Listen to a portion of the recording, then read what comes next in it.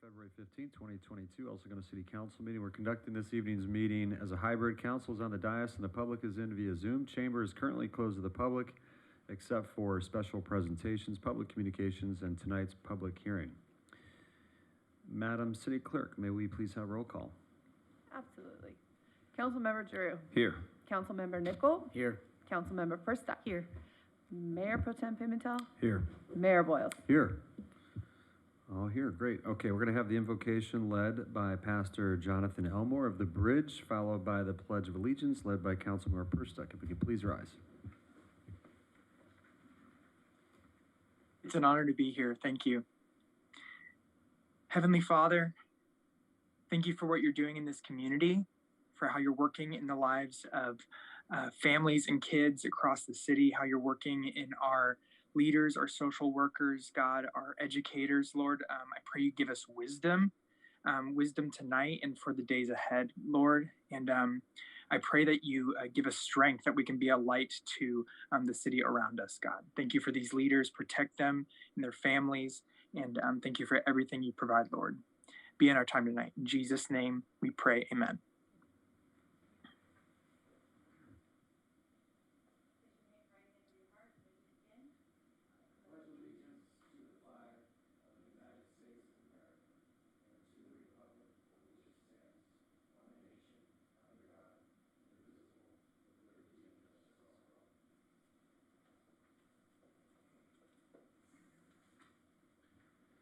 Thank you, Pastor Elmore, and thank you, Councilmember Firstock. Okay, we're on to public communications. Madam Clerk, is there anyone here that would like to speak?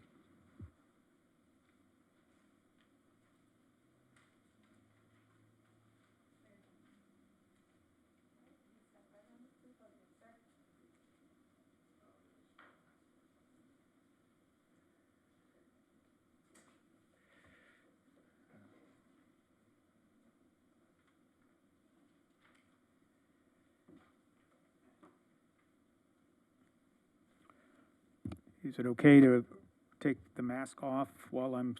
Actually, we prefer to keep it on. Sorry, it's not our rule. But Okay. yeah, thank you. That's fine. That's fine. Good evening.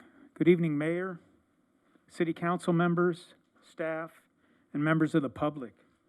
I'm here this evening to present to you the creation of the El Segundo Downtown Beautification Fund. And it's in reference to the city's downtown orange K-rail barriers construction zone. Firstly, I wish to thank the mayor and city council for your service to our great city. These past 2 years have been challenging in so many ways, in our households, how we gather, in our community, how our children are taught, and in our downtown, how we shop and dine. You have made key decisions every step of the way to both ensure our safety with mask and social distancing policies while simultaneously extending olive branches to businesses, relaxing the terms of takeout, and authorizing the creation of temporary outdoor dining spaces in parking spaces and roadways along Main Street, Grand Avenue, Richmond Street, and Standard. Orange K-rail type barriers were provided by the street department in the summer of 2020, thus creating those temporary dining spaces. Cities across the country took similar action in the early phases of the pandemic. However, in most instances, temporary orange K-rail type barriers were replaced with more aesthetically pleasing, structurally safe barriers. This communication is intended to express appreciation in advance for the City Council, the Planning Commission, Capital Improvement Program Advisory Committee, Arts and Cultural Advisory Committee, and businesses, the Aerospace Corporation, Boeing, Chevron, Los Angeles Kings, Los Angeles Lakers, Mattel, Northrop Grumman Corporation, Raytheon Company, and government agencies, the U.S. Air Force Space Command, for identifying resources to create the El Segundo Downtown Beautification Fund. This fund, a private-public partnership, would effectively fund safe, accessible beautification projects through a reimbursement process. Eligible expenses would be reimbursement for permit application fees, design fees, construction materials, construction labor costs, temporary landscape, flowers, vases, plants, soil, planters or pots, small potted trees. Would allow for the reimbursement of fixtures, furnishings, and equipment, dining tables, dining chairs, umbrellas, tents, temporary lighting, heaters. Businesses eligible would be restaurants, food, beverage, service providers within a preliminary boundary map bounded by Mariposa and El Segundo Boulevard and Standard and Richmond. In the city of Manhattan Beach, Robert Greenberg, CEO and founder of Skechers, provided labor and materials for the establishment of temporary outdoor dining areas in front of many of the restaurants in Manhattan Beach. The result, the creation or maintenance of a quaint downtown. I'm not asking that we replicate Manhattan Beach. I'm simply citing that we can do better for our city's residents and do more to attract the visiting public to our downtown dining and shopping areas. I hereby challenge the city to embrace the concept of the El Segundo Downtown Beautification Fund and immediately implement measures working with the private sector such that we can expeditiously remove from view the sea of orange construction zone K-rail barriers and replace with safe, accessible beautification projects. Projects that have raised floor decks that will ensure accessibility to patrons with mobility challenges, creating attractive outdoor dining spaces adorned with flowers, plants, and small potted trees. I've included in the appendices the businesses that I intend to send. There's already a donation form to send the funds to the city treasurer, and I've included a preliminary boundary map for this area eligible for the funding, and I'd like to thank you in advance for your time and dedication to the creation of the El Segundo Downtown Beautification Fund. And I apologize you didn't get the packet. I sent it via a outside software, and I don't think the IT department was able to download it, but I think we might have gotten it like maybe 20 minutes before closed session, so I don't know that we had the opportunity. Is it the same packet you've left behind as well? yes, it's on the same packet. I did correct the spelling of the last name of the mayor on the final packet Thank you that's for here. that. Yeah, I apologize for that. Did you, you didn't state your name, sir. Could you state your name? My name's Randall Duncan.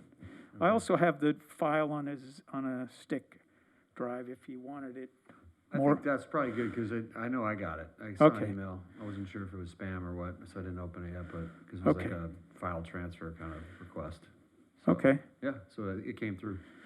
very good. Thank you. Why, Thank you, Mr. Duncan. Thank you. Appreciate it. Thank you very much.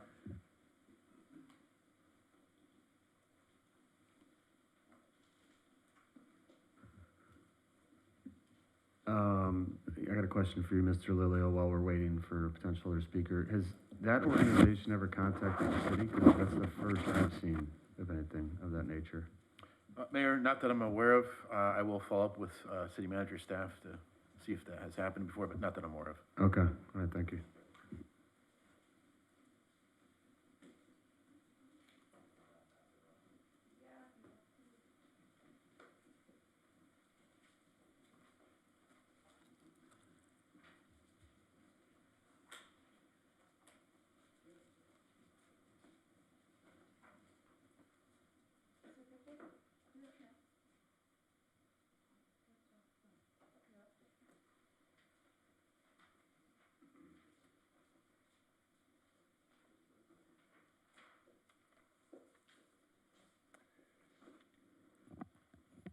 Good evening, Council. My name is John Pickhaver. I am an El Segundo resident and member of the Sweat Equity Alliance, an organization committed to making El Segundo a more welcoming place for all. We've been actively following the work of the Diversity, Equity, and Inclusion Committee over the last 16 months, most recently in regards to their public safety presentation to this council at last meeting on February 1st. We had several issues with their presentation, most notably the lack of community feedback in their report. We have since communicated this to the committee, and they were very, very grateful, and we were very grateful that they were receptive to addressing our concerns and showed a genuine commitment to engage and incorporate the community more in their work, especially as it relates to the reports given to the city. Something some members of this council took issue with. Let the data speak for itself was the insistence. I shouldn't have to say this, but community feedback is data. Community feedback is primary source data. Community feedback is qualitative data. Community feedback is data is data. The only point of contention on this is whether you say data or data. For this council to rely solely on the city's own staff and police department's hand-picked data for a complete and total picture of the public safety experience in town is absurd. More absurd is that the night of the DEI's presentation at the very same city council meeting during public comments, an attorney in scathing detail walked the public through an egregious case of racial profiling, unlawful arrest, and false imprisonment that his client, a black woman, experienced at the hands of ESPD after shopping here in town. The council had nothing to say to the attorney before deferring to the former city manager. Then shockingly, but not that shockingly, the council went on to commend ESPD for being champions of DEI, as if that qualitative data point about the dangers of shopping while black in El Segundo was not filed with the Superior Court of California as a civil rights lawsuit against the city of El Segundo and the El Segundo Police Department. Now, I don't know the current status of this case, but I do know that if the case proceeds and the plaintiff wins, we, the people of El Segundo, will be left paying the bill. This civil rights case further underscores our point that if we don't take an honest look at our police department and ensure its practices and policies are in line with a fair and equitable society, there will be more and potentially graver consequences. At their meeting, the DEI expressed their frustrations about being left in the dark on this incident. And we, along with them, were left wondering, what else is it that we don't know? Maybe, and hopefully, it's nothing. To be clear, no one, not us, nor the DEI, is looking to find a problem with ESPD, as was suggested by a member of this council. We don't want to be negative. We don't want to look for something that isn't there. We just want the truth. We want underrepresented voices to be heard, and we want a police department that works for and serves everyone the best they possibly can. From what we are seeing, from what the community is telling us, that's not yet the case. We have more work to do, and you must be active participants in the solution. Thank you. Thank you, Mr. Pickaver.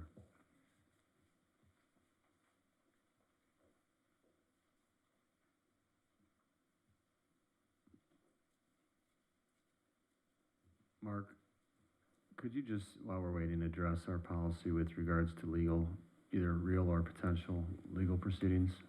Real meaning they've been filed or they have not, but. Certainly, Mayor, and the city's policy is, I think you'll find with all cities, or even a private entities, if they've been sued in a litigation matter, that they don't discuss it publicly.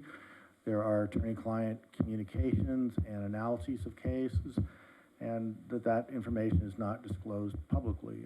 So the case is a matter of public record, and this group, I think they already have a copy of it, and they've made a public records request for all of the, any sort of similar case has been filed against the city in the last 10 years, which we will gladly give to anybody that's asked. In fact, we've received, as a city, I think that same request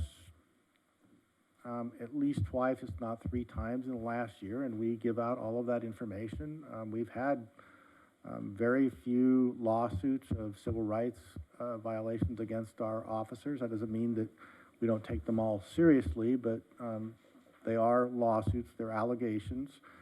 So we look into each matter, and there again, there have only been a few.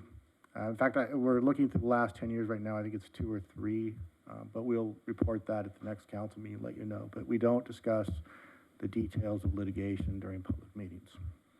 Thank you, Mr. Hensley. Please proceed. Yep. Hi, City Council. I just want to say, Could you say your name, please? Nick Nicotine.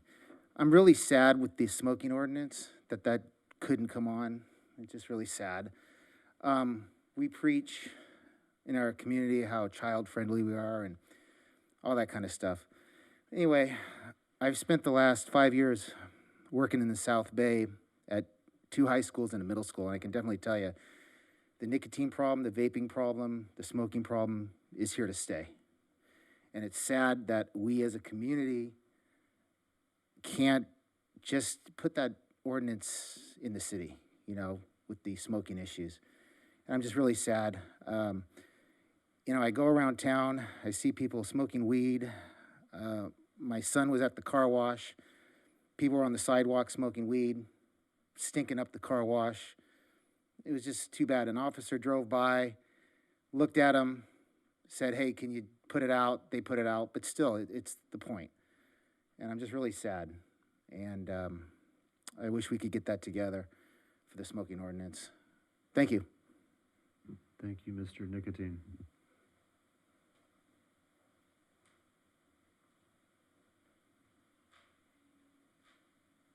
No one else in chamber, so those on Zoom, raise your hand and I'll move you over. So we have Marissa Land coming over.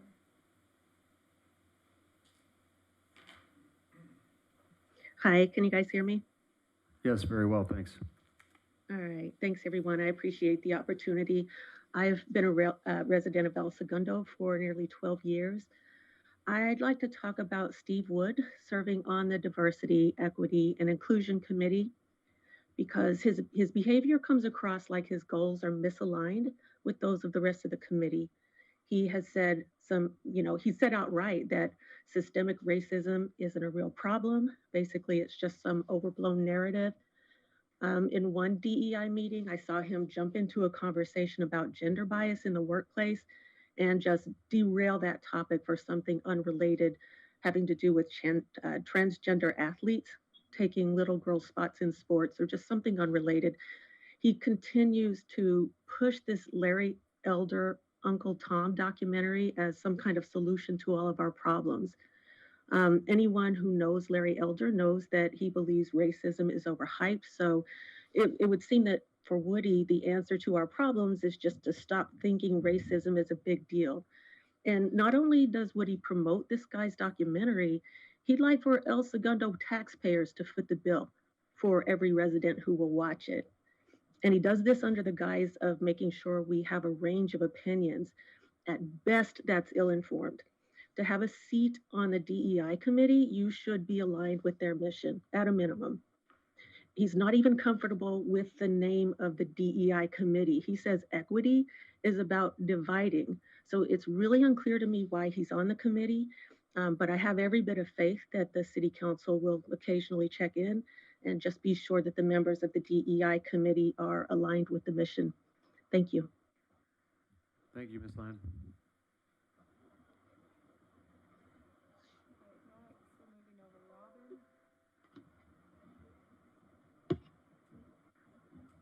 Yes, hello, can you hear me? Yes, we can, thank you. Hi, my name is Robin Muscolzi, and I've been a resident in El Segundo for 4 years. My comment is in regards to the 2022 legislative platform that you are voting on this evening. One of the clauses of Goal 1 says, embrace diversity, equity, and inclusion. I have a couple concerns about that in relation specifically to the DEI committee. I've attended quite a few of their meetings and am keeping up on their progress. A couple concerns I have is that council seems to be delaying replacing 2 committee members on the DEI committee. They are very short-staffed. These are citizens who are giving a great deal of time and effort and have already offered names for replacements, and this doesn't seem to be moving forward.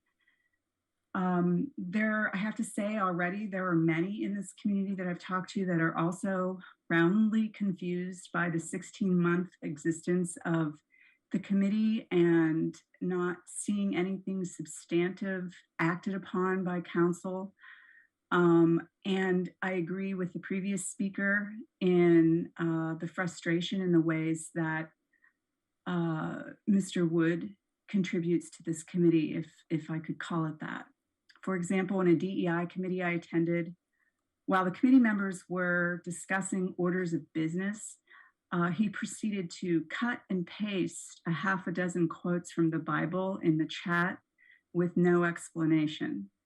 And every time he says something or tries to contribute, it's very often off topic or hostile to these ideas of inclusivity or sensitivity to minoritized populations, which is deeply disturbing.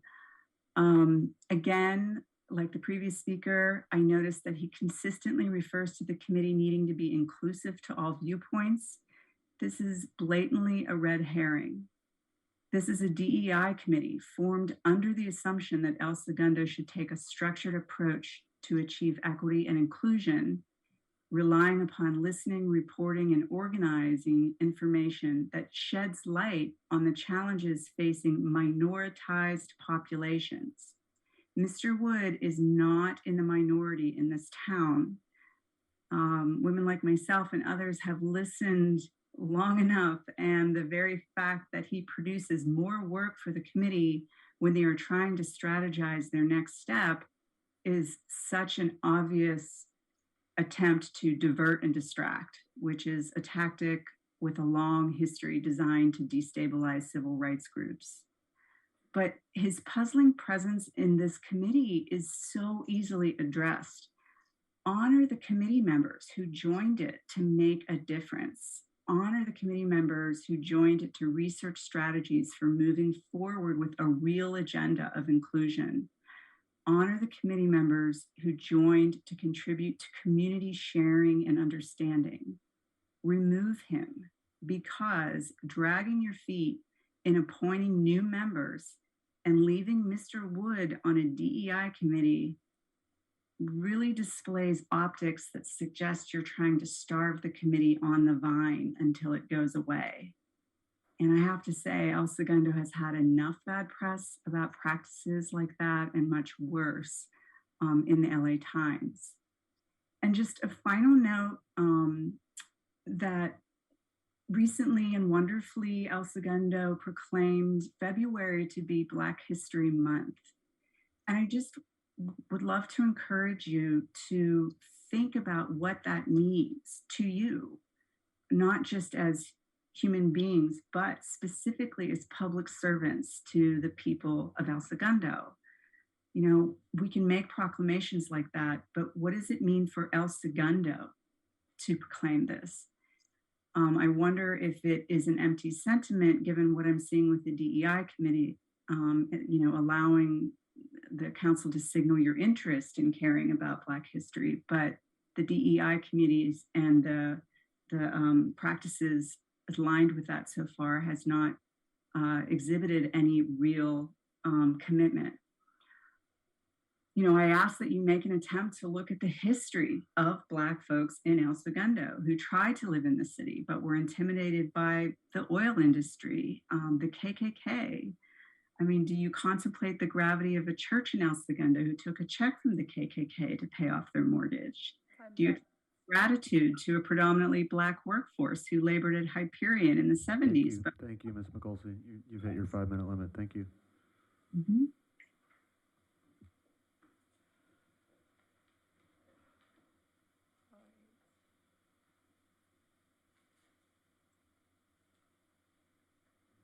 We are now moving over Sean O'Brien.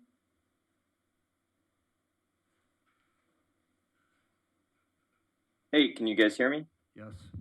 All right, thank you. My name is Sean O'Brien. I'm a resident of El Segundo, an active member of the Sweat Equity Alliance. I've been following their coverage of recent DEI and city council meetings. I was shocked to see that the city council hasn't replaced any of the 3 committee members that have resigned. According to the 2022 legislative platform that you are to approve tonight, embracing DEI is one of the city's top 5 strategic goals. How can any community member take that seriously when you don't even fill open seats on the committee expected to play a large role in this goal? I understand things move slow in government at all levels, but 2 of the 3 former members resigned last summer. And in the fall, the DEI committee reviewed applications and have since recommended their top candidates to you. I watched the last DEI meeting, and the DEI made clear that they need more help and expressed their frustration that the council hasn't taken any action to fill the seats. So what exactly are you waiting for? Do more committee members have to resign until you finally take action? Thank you. Thank you. Next up is Dave Hollett. Gigi, you're gonna have to move him over. Oh, there's you.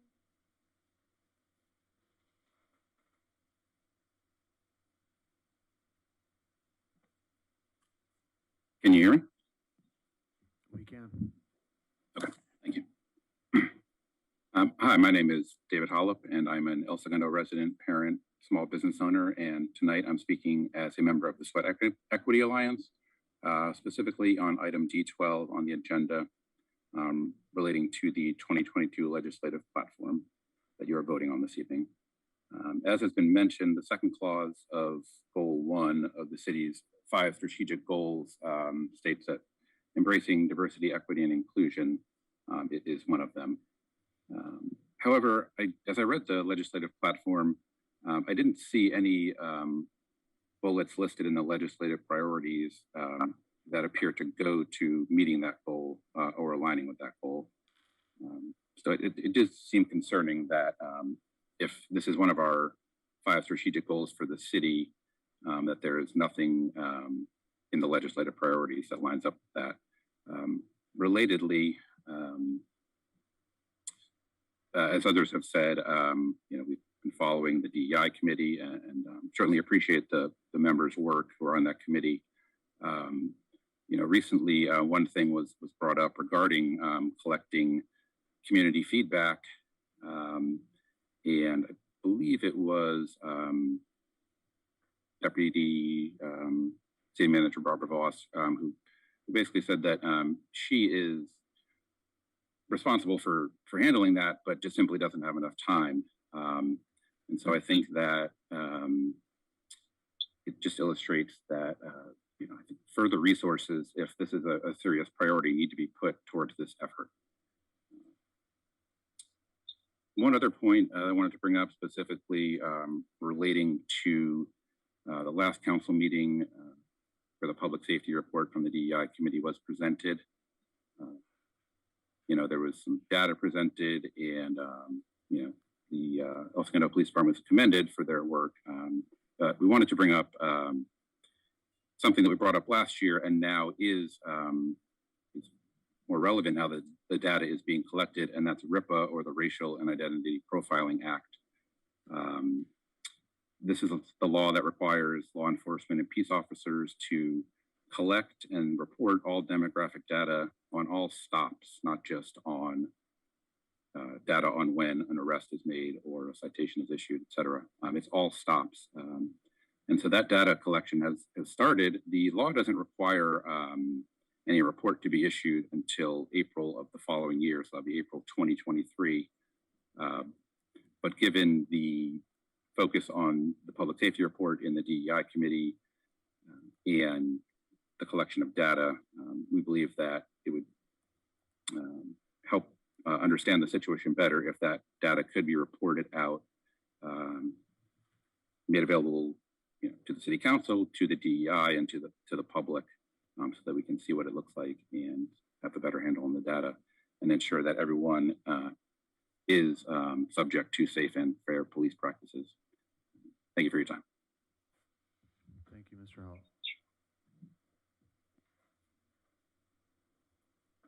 Is there anyone else wishing to speak? If you do, please raise your hand, your icon here.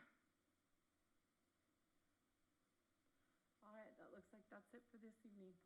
And just to be clear, we did open the special and the regular meeting as part of this open session. I mean, we opened it for closed, but I just want to make sure it's clear to everyone that this is, it's remained open, but just so for the record that we are conducting the regular and the special meeting concurrently. Thank you for clarifying that, Mr. Hensley. Appreciate that. Mr. Lilio, would you like to address any of those comments?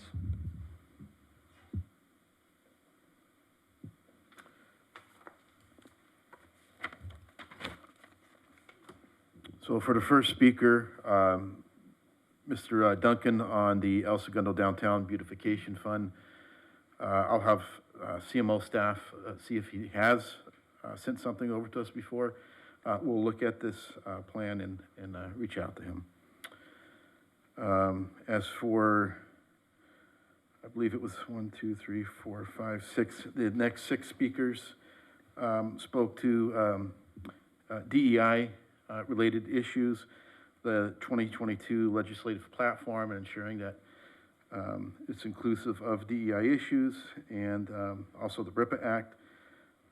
We'll have city manager staff reach out to the individuals, also speak with the DEI committee on some of the public communication we've had here, and also reach out to Chief Bermudez on what the city is doing on the RIPA Act. Joe, can you, I don't know if Barbara's available, but could maybe Mrs. Voss weigh in on the, she is there, I know she's there, I don't see her there. Mrs. Voss, I was just wondering if you could weigh in on the CCB process. I know we've got, it's not just this committee, we're pretty backlogged with a lot of openings. I was hoping you could provide some general perspective on that. Yes, thank you, Mr. Mayor, members of council. We did do the noticing for the openings that we have in DEI, and actually just the last meeting, we have a new opening. And so I believe we have 3 vacancies at this point, and we have received candidates, and we're in the process of scheduling those interviews. So I appreciate the feedback that we received from the chair and vice chair in taking a look at the preliminary look at the applicants, and they're moving on to the next phase, which is interviews with city council. Great, thank you. Welcome. A couple other things stated. I just, I want to emphasize, these are a couple facts, correct me if I'm wrong here. One is that we are the first city in the South Bay to stand up a DI committee. And I believe we're one of, Barbara, how many South Bay cities have a DI committee? A city council appointed committee, I think we're the only ones. Okay, thank you. And the other thing I want to point out is that unless I'm wrong here, every recommendation that's been presented by DEI to this council and the dais has been supported and approved. Is that correct? Yes. Thank you. All right, anything else, Mr.? Yeah, Barbara. Oh, I just wanted to add to Mr. Hollop's comment. He did mention that I said that I didn't have time or bandwidth. It was the word I actually used. But he didn't mention that a couple sentences later I said, okay, let's get going on this, we can make it happen. Which was the surveys. So we are moving forward, even though unfortunately I did say I was a little strapped for time, which is true, but we are moving forward with the recommendation of the DEI. Great, thank you. Welcome. Okay, we good, everybody? Good, all right. Let's see, we're moving on to procedural motions. Item A, read all ordinances and resolutions on the agenda by title only. Would someone like to move approval? Giroux, so moved. Thank you, sir. For 6 seconds. Thank you, ma'am. Madam Clerk? Councilmember Giroux? Yes. Councilmember Nickel? Aye. Councilmember Perstuck? Yes. Mayor Pro Tem Pimentel? Yes. Mayor Boyle? Yes. Passes 5-0. Thank you. On to consent. Any polls? Whoa, that's a first in a while. Awesome. All right, do we have a motion to approve consent? Nickel, so moved. Thank you. Giroux, second. All right, thank you. Madam Clerk, please. Councilmember Giroux? Yes. Councilmember Nickel? Aye. Councilmember Perstuck? Yes. Mayor Pro Tem Pimentel? Yes. Mayor Boyle? Yes. Consent passes 5-0. Thank you. Okay, public hearings item, let's see here. 9, resolution establishing the cost recovery fees related to the Certified Unified Program Agency Unified Program and Refinery Emergency Notification System implementation and ongoing maintenance. And let's see here. This is the time and place hereto fixed for a public hearing regarding the aforementioned. City Clerk, was proper notice of the public hearing given? Yes, it was. And in a timely manner? Yes, it was. Thank you. Has any written communication been received regarding this public hearing? No, sir. Okay, thank you. All right, public hearing is now open. Mr. Lilio, who will present on this matter? Yes, Mayor Boyles, members of the City Council, Fire Chief Lee, and Mr. Victor Morales will be presenting on this item. It will be very brief. Good evening, Mayor, members of City Council, Fire Chief Dina Lee. The CUPA, Certified Unified Program Agency, regulates hazardous materials and hazardous waste.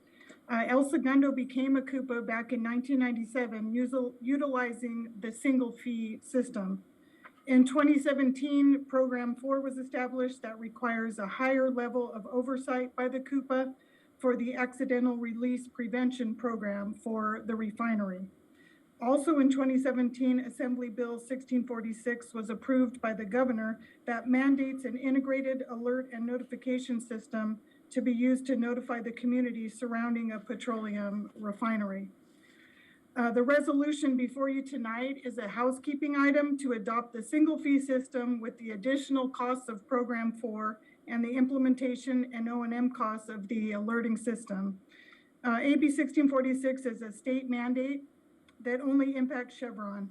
We are just a pass-through for the fees that will be used to cover the contract for the alerting system. You have the fees attached in the staff report. If you have any questions regarding the CUPA, we have Environmental Safety Manager Victor Morales in council chambers, or if you have any questions regarding the alerting system, we have Dr. Randy Collins available Zoom, and any legal questions, we have Joaquin Vasquez from the City Attorney's Office. Thank you. Thank you, Chief Lee. The public hearing is now open for public input. Is there anyone in attendance via Zoom or in the building that would like to present on this topic?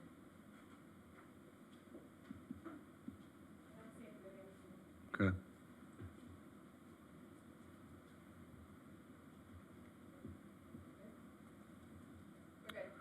Okay. Do I have a motion to close the public hearing from a member on the dais? Nichols, so moved. Thank you. Do we have a second? Giroux, second. Thank you. Madam Clerk, could we please take a voice vote? Councilmember Giroux. Yes. Councilmember Nichol. Aye. Councilmember Perstock. Yes. Mayor Pro Tem Pimentel. Yes. And Mayor Boyles. Yes. Okay, it's closed. Okay, any council discussion? Not seeing any, pretty straightforward. Okay. City Attorney will read the resolution by title only. Yes, Mayor and Council, a resolution adopting a unified program, single fee, and one-time AB 1646 implementation fee is ready for adoption. Thank you, sir. Would someone like to make a motion approving the resolution? Persick, so moved. Thank you. Giroux, second. Thank you. Madam Clerk, please. Councilmember Giroux. Yes. Councilmember Nichol. Aye. Councilmember Perstock. Yes. Mayor Pro Tem Yes. Pimentel.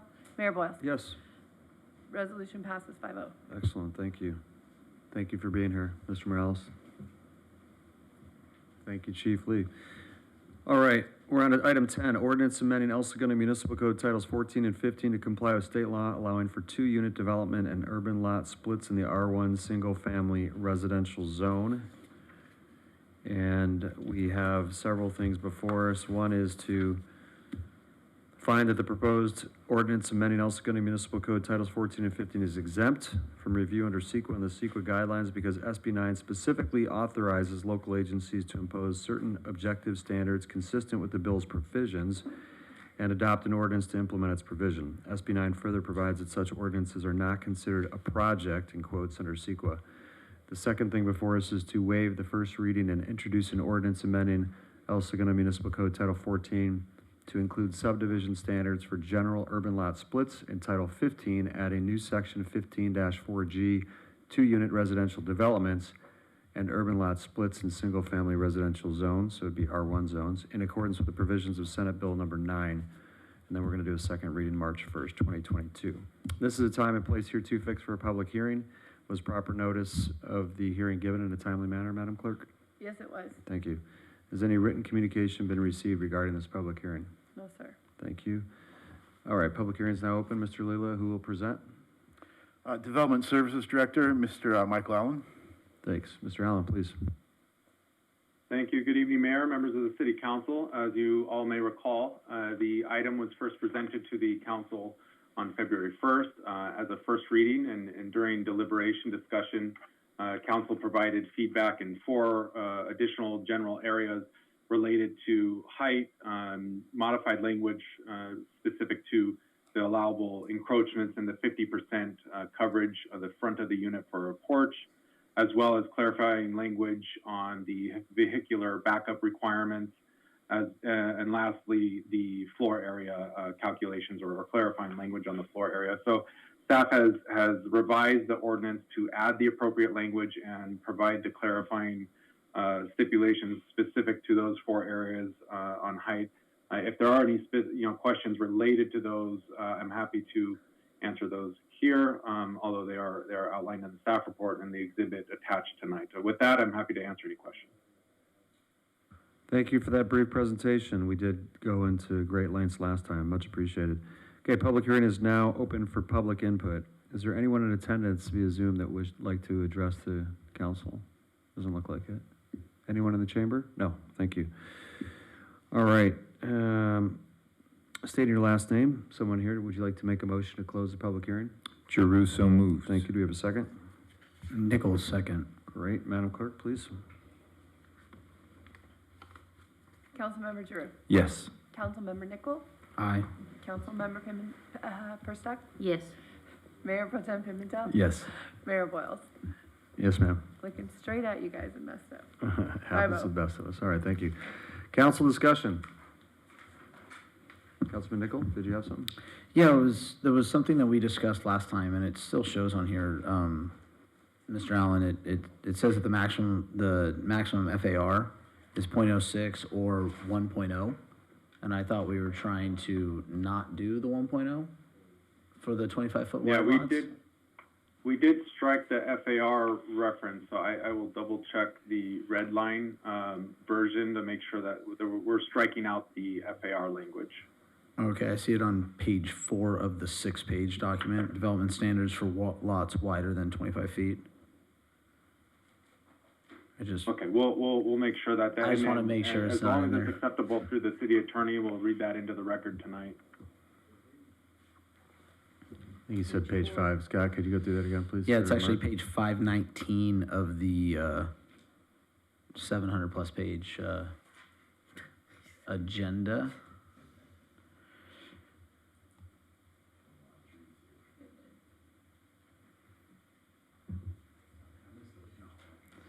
It's about halfway down. It's 3rd bullet point underneath development standards for lots wider than 25 feet. Right. Okay. So we'll if the city attorney's office is okay, we can read that into the record tonight to strike the FAR language reference to 1.0 in the lots greater than 25 feet. Okay, that's fine, and we'll just, what Michael just said there, assuming the council's in agreement, we'll make that change consistent with what Michael just stated. Anyone opposed to what Councilman Nichol pointed out? No. Good catch, Scott. Thank you. Anything else? No, staff did a wonderful job incorporating, I know I was rambling last meeting, and then I chased you down in the hallway and told you something else. And so thank you so much for catching all of that. I just think it's really important, the state is trying to eliminate any and all of our controls over what happens in the R1 zone. And one of our priorities is to try to do whatever we can to preserve the R1 zone. And so, although I am a real estate agent, I'm definitely not one who wants to just build and sell and build and sell. So I think if we preserve our community and we do whatever we can to protect or to discourage people from utilizing SB 9 and SB 10, I think then we can hold on to that identity that we have in our R1 zone. So, Michael, thank you so much for the work you and your staff have done on this. I appreciate it. Yeah, especially under a quick timeline. You only had 2 months to digest it and then put this in place. Thank you. Okay, any other discussion? Okay, City Attorney, would you read it with that caveat built in, please? The ordinance, that is. It'll just be the title, and we will incorporate the change that Michael Allen, the Community Development Director, already made. A resolution of the City Council of the City, wrong one, sorry. An ordinance amending El Segundo Municipal Code Title 14 Subdivision Regulations to add new Chapter 6 and Title 15 Zoning Code Chapter 4 to add new Article G, allowing certain subdivisions and multiple residential units in the single-family residential zone, and establishing objective standards pursuant to Senate Bill number 9 is ready for introduction. Thank you. We just need someone to introduce the ordinance. That's it. Who would like to do so? Nickel, I shall introduce. Councilman Nickel, thank you. Okay, this will come back March 1st. Correct, that'll March 1st for a potential second read and adoption. Great. Thank you all. All right, we're on to, yeah. Oh, I thought I heard something. Okay. Item 11, staff presentations. Amendment to Topgolf agreement to modify course improvements to delete the requirement for one par 4 hole and add a periodic increase to the annual Topgolf payment for public good, and discussion of golf course and driving range user rates. And, okay, Mr. Lilia, who will report on this? So Mayor, I'll introduce it, and we do have an executive representative from Topgolf, Tanner Maselli, and the city attorney, Mark Hensley, will also be discussing portions of this. So Mayor Boyles and city council members, the item before you is requesting amendment to the Topgolf agreement, modifying the requirement for a par 4. So we do have, right now in the agreement, there is a requirement to have one par 4 hole, which is currently the first hole, and changing that to a par 3, as well as adding a 10th par 3 hole. So that's one part of this. The next component of this item is the community benefit factor, which is $200,000. That was part of the agreement the city council approved. Did not have a consumer price index inflator associated with it. So in theory, if Topgolf, if their contract, if the agreement is renewed to the 50th year, that payment would still be $200,000 to the city in year 50. Obviously, that is not a good position for the city to be in. So city staff did reach out to Topgolf, and I had a discussion with them about adding a CPI inflator to the $200,000. Which will be tied to the same methodology that the lease increase is tied to. Topgolf has agreed to that. And then finally, a discussion on the golf course driving range user fees. So the user fees for residents, that was approved by City Council back in 2020. And that will be the starting point for Topgolf as far as what the resident fee base will be. And I'm going to turn it over to, I'm sorry, Mark does want to clarify something. To clarify, because there were some conversations that went on after the posting agenda, and just so that it's clear, the resolution will read that, because there was discussion about having the public benefit track to the price increases for services at the golf course. After further discussion, it was decided it was best to have that track with the same as the lease. And that is that every 5 years, the payments for the public benefit of $200,000 a year at starting will go up 10%. Every 5 years, the lease, including into the extension periods, which is the same as the lease increases. So with that explanation, then that's all I have. Great. Thank you. All right. Council discussion. I'm sorry, Mr. Mayor, if we can have Tanner from Topgolf. Yeah, that'd be great. A very brief presentation. Tanner, welcome. Thank you. Yeah, thank you, Mayor, City Council members. I just want to say thank you for hearing this out today. We didn't take this decision lightly. I can tell you there was a special task force, given the unique nature of operating a golf course, which is a bit unique for us, right? And so we rolled up our sleeves, and over the past year, we put together a task force of operational leaders within our organization to start going through and figure out, exactly how we're going to create a one-of-a-kind experience that can be enjoyed by all. And so through most of that, we knew about the par 4, we knew that there was a requirement there, and we felt like there would be a successful way of operating that was that can still be fun and enjoyable. And it didn't create an intimidation factor. Well, after about 8 months of going through that, we realized that having that par 4 just severely limits, we believe, the fun and non-intimidating factor. As soon as you introduce a par 4, that experience changes drastically. And we didn't feel like it was a positive change, a positive experience at that point, because it takes a level of experience and skill set to successfully play that hole. Not only that, because this is a short course, right, and it has to be short because there's a limited number of acres, you're going to advertise it as such, right, as a short course, as a par 3 course. And that's really important. In the industry across the nation, par 3 courses are becoming quite popular. And in order to advertise it as par 3, attract that type of clientele that we wanted, which is in line with maybe the top golf guests, does not limit the experienced golfers. Most of the par 3 courses around the country are being played by avid golfers just wanting to have a bit of a different experience than the traditional 18-hole championship course. And so you're going to have a lot more novice players coming to this experience. And so they're going to be unfamiliar with the club that the par 4 requires to play that hole. That creates more safety concerns. For other people, we really feel like it's going to be an intimidating hole. And just overall, in summary, we just feel like due to safety, pace of play, and just that kind of intimidation factor associated with that longer hole, we truly believe it's in the best interest of both the city and Topgolf to eliminate it from the requirements and just operate it solely as a par 3 course that we feel like will be more attractive, more fun, more inviting to the larger public. Happy to take any questions on that. Thank you, sir. Do we have questions from the council?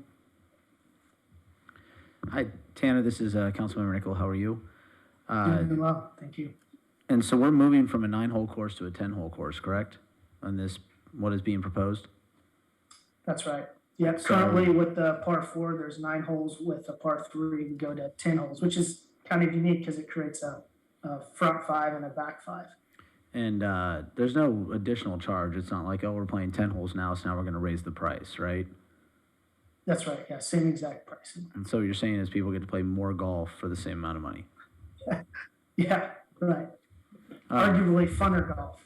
While we have you on, I feel like there's time that information is shared with us here at council that isn't always projected out to the community. And I know the city manager a few months ago scheduled times for us to go out and visit the course, and we drove around and we got to see the redesign and got to see the white sand bunkers and the new hole number 3 where you're actually hitting over the lake, right? I wish if like this item, if you were here, I would think that you would have like something up on the screen and this room would be filled with people and we'd be showing them pictures of what the course currently looks like. What the new clubhouse looks like and the new practice facility in front of the clubhouse that's adjacent to the first tee, so you could actually sit and be having lunch while people are practicing putting, but you're also able to see the first tee box. And I don't know, me personally, being out there on the course and being a kid that the first time I ever swung a club was at that course, I think the redesign is fabulous. I think it's fun. I think it adds some new challenges. You eliminate the par 4. What I love about this is the old course, hole number 9 was a par 4. It was a really short par 4, but it was a par 4. And there was a sign that clearly stated, no drivers off the tee, because you could hit it into the lunch area. And, truth be told, I've hit driver off that tee a ton of times. Never once landed it on the green, but I've tried. And even on hole number 4, hitting driver there, I can't tell you how many times I stood on the 5th green and you're hearing 4 and you're ducking because the ball is falling from the sky at you. So personally, I think eliminating the par 4 is not a terrible thing at all. When we originally spoke, and I think I said it here on this dais about how exciting it was like, hey, hole number 1, a par 4, that could be fun. you know, obviously after the fact thinking about, okay, fun for me because I don't pull the ball, but if there's any golfers that pull the ball, you know, that is not a safe scenario. You know, I'm sure there's a traffic study the city has from some project that can tell us how many cars drive down Pacific Coast Highway there at any hour of the day. And yeah, so I think this is a smart move. It's a sensible move. And I think any golfer who might be sitting, listening, being upset that we're removing the par 4, I think once they walk the course and experience the new lakes as it would be with the fresh greens and sandboxes and tee boxes, just, it's going to be such an elevated golf experience from what we have experienced the lakes over the last 30 years. So I commend you and your staff for doing this. I fully support this change, and I'm excited to be out there in 2 months' time. So no real question there. This is Councilmember Persick, Tanner. So are we still, I knew you had said a couple months ago that April 15th was your targeted go live date. Is that still on track, and are we still ready to? Yeah, I got an update earlier today, and everything is still tracking towards that 4/15 date. That's not without risk though, so I will put that condition on it. But we've overcome bigger challenges than we're facing right now, so we're all quite optimistic that 4/15 is going to happen. And then you guys are looking to hire quite a few people. So I know that. Do you have your website? I know I talked to Peter, and he said that the information was going to be up on the website soon. Is that information up now, ready for people to start applying? It should be. I need to check. I think at this point, yeah, it definitely should be. And you know, our hiring process is quite unique. You know, we do hiring events. So you basically go online to our careers webpage, and you actually sign up to come to our hiring event, and we talk to each person who signs up and make sure that they have a good culture fit, and then we give them the tools, the training to be successful at their job. So the number of jobs that we're creating here, we're going to aim to hire over 500 people. Given the staffing challenges, you know, it's questionable if we're going to get there, but that's our goal. So it'll be, when we open, it should be 400 plus easy. Wonderful. Mm-hmm. Thank you. Thank you, Councilman. Tanner, Chris Pimentel. As you appoint local staff and designate your local manager, I know this is a bit off topic, but I think we'd be remiss if we want to make sure that they were fully versed in all of the youth program pieces and accommodations that are part of the lease. I think that those things are going to be important for a successful launch. I know people are excited about it and ready to get their kids out there. Yeah, just to speak on that, you know, the golf course manual does have, you know, several items in it that we need to incorporate in our golfing program. We're hiring, in addition to Pete, our director of operations, who'll be overseeing both the venue and the golf course. We'll be hiring a golf director as well, whose sole job is just over the golf course operation, and then all of the programming, youth programming that goes along with that. There's requirements, obviously, as you mentioned, in the lease and the golf course manual about what we need to do.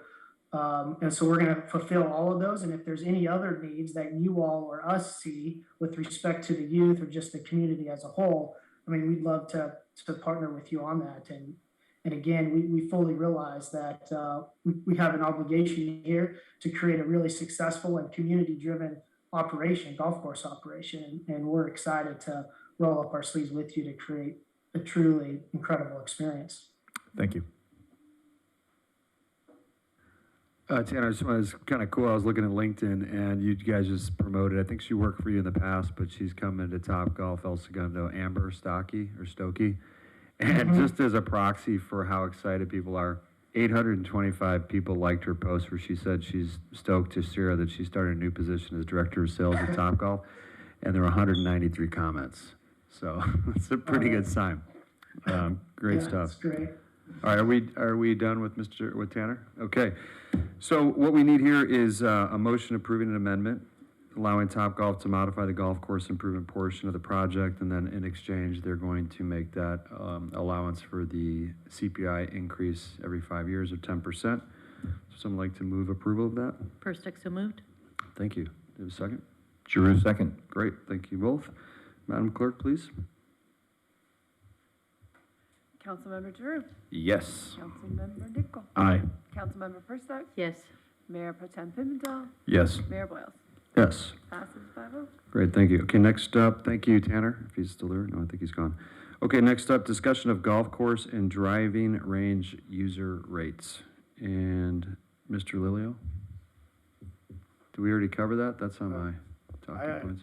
There were some questions that were asked, and I think we covered it, but there were questions, and we wanted to make sure we put it on the agenda for some discussion where there, the residential rates were set for the golf course as part of the agreement for 2021. Obviously, there was a delay due to COVID in the opening date, but the agreement provides that the residential rates can be increased by either the higher of 2% or the CPI for the prior 12-month period ending in December.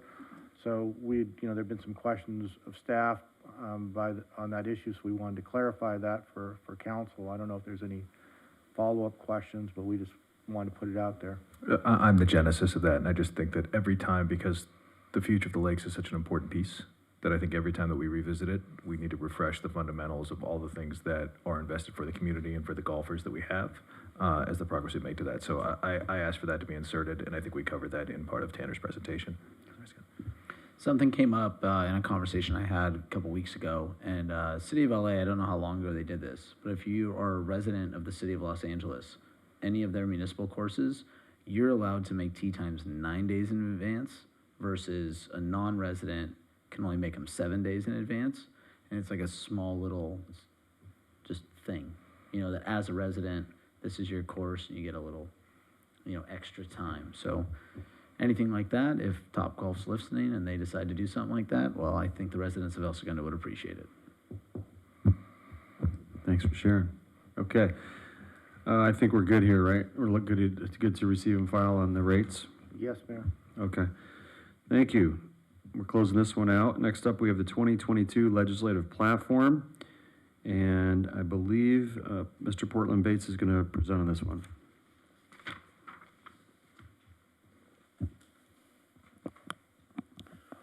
Good evening, Mayor Boyles, City Council, staff, and members of the public. I'm here to present the 2022 legislative platform. The purpose of the city's annual legislative platform is to represent the official city positions on proposed regional, state, and federal legislation. The legislative platform is aligned with the city's 5 strategic goals, which focus on providing the highest level of service to the city's residents and businesses. The legislative platform provides clear directions for the city manager to respond and take action quickly under the direction of the City Council, as initiatives that impact the city are considered at the regional, state, and federal levels. The city manager will coordinate the monitoring of the legislative issues that impact the city and ensure that the city takes a position on all applicable proposed regional, statewide, and national legislation, regulations, and related matters. The city manager will update the legislative platform throughout the year as necessary to address and prioritize new issues as they relate to the city or the region. The legislative platform does not preclude City Council consideration of additional legislative and regulatory matters arising throughout the year. As necessary, staff will solicit City Council authorization to name the legislative platform to include items not included in the existing legislative platform. The platform addresses legislative concerns in the following areas: city clerk electoral process, community services, economic development, emergency management, environmental sustainability, fiscal and administrative, human resources, general government, planning, housing, and land use, public safety, and public works. The city's primary legislative focus includes protecting local government control, maintaining local government revenue, pursuing public security funding, obtaining funding for environmental sustainability, transportation, recreational, technology, and public infrastructure improvements. That concludes my presentation, and I'm open for any comments or questions. Thanks, Mr. Bates. I have one. Do we know, this is really extensive and good. I remember the first time we did this a few years back. How many additions were made for this one?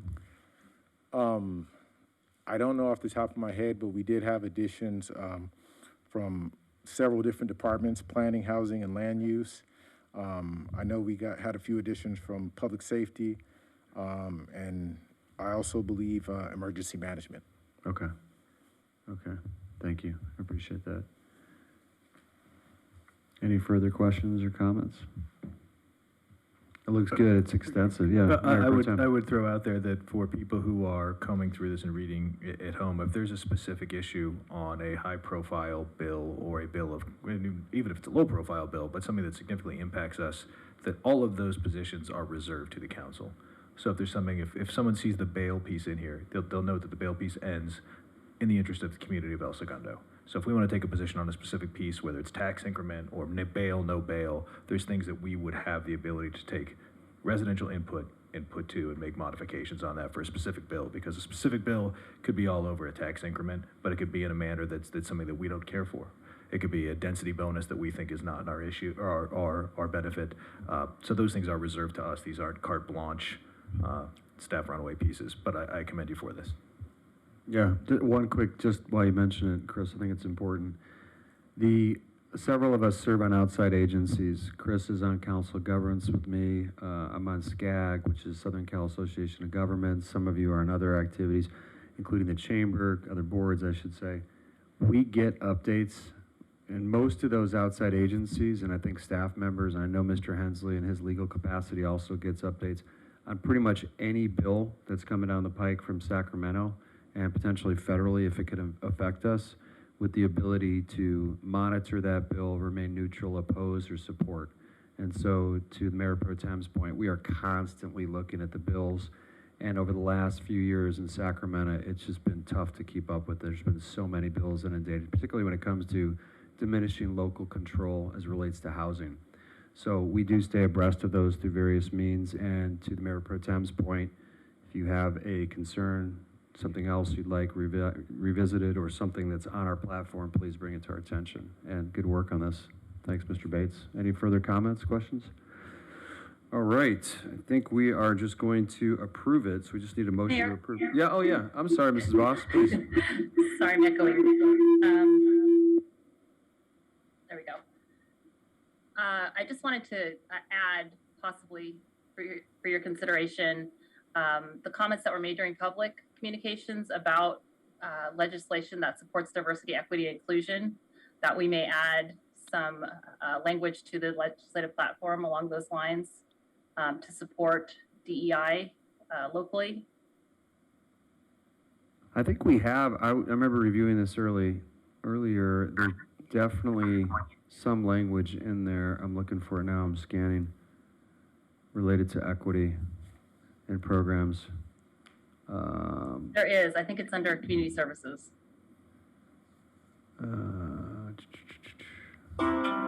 Yeah, equitable access to library information services, including broadband equity for California communities, e-media, electronic resources, technology for use in the home, et cetera. Okay, but your point is that are you saying, Mrs. Voss, that you're going to work with staff to look to incorporate other components?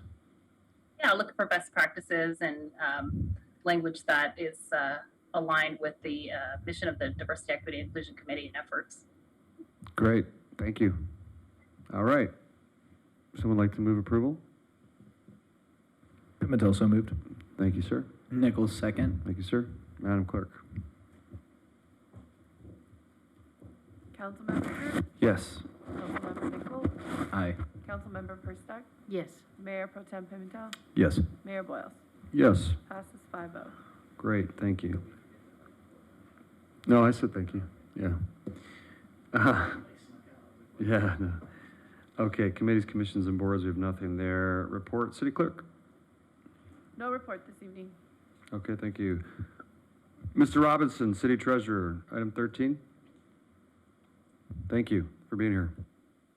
Hi. I'm going to share my screen and go through the report. That's okay.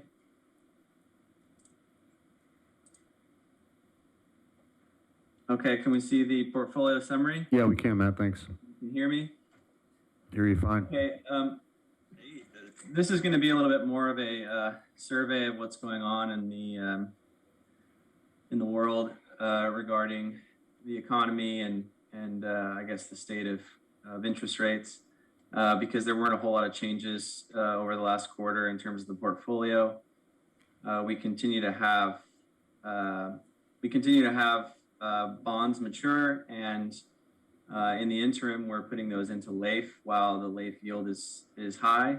But in the first quarter so far of 2022, we've seen things change quite a bit, and we've seen short-term rates double in a very short period of time, which is going to really kind of spur us into action to make some investments. So the current state of the portfolio is more than half of it is in LAIF. And again, that was kind of us sitting on our hands and fully expecting interest rates to go up, and thankfully they have gone up. To take a different view at this, you can see LAIF is about 55 million, and actually since the end of December, we've contributed another 10 million to LAIF. And again, I fully anticipate in the next month or so that we're going to be making some serious investments and moving money out of LAIF, because it has now finally become opportunistic to move out of LAIF.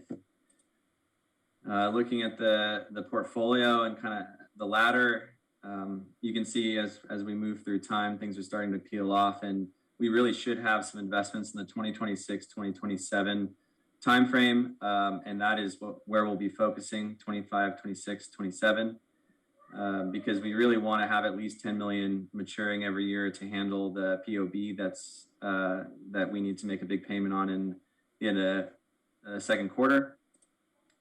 By maturity date, you can see, we're really focused kind of on the near end of the maturity spectrum, and that's because, once again, we really have been kind of biding our time with the current rate environment.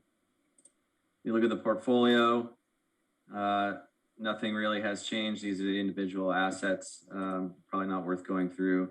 No transactions other than moving money into LAIF over the last quarter. The interest received, that has kind of continued to go down, but we'll start to see that tick up now that we're actually getting some yield on our investments or our future investments. We had a few maturities in the last quarter. Perhaps one of the more important things is that we're in compliance. We see that our maximum weight in this column is in all cases greater than our actual weight.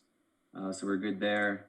Rating compliance at time of purchase, we want to be AAA or above by one of these two ratings. And in all cases, we are AAA and above, except for there has been, I think one, you can see Oracle dropped in rating, but we're still investment grade there. And again, compliance, the compliance rule is that at time of purchase that we're AAA or above, single A or above, that's what it is. Here are the apportionment rates. You can see LAIF continues to drop, and that's one of the reasons we're kind of on our way out. Here is the average maturity. This is a duplicate in the data set that we need to get rid of, but you can safely ignore that. But the maturity actually has been increasing because LAIF has started to invest themselves into the further end of the yield curve. Looking at kind of the city ins and outs, this is a 13-month cash flow analysis. These are basically the last 2 years, this is the last actually 13 months, just kind of seeing, how our inflows and outflows compare.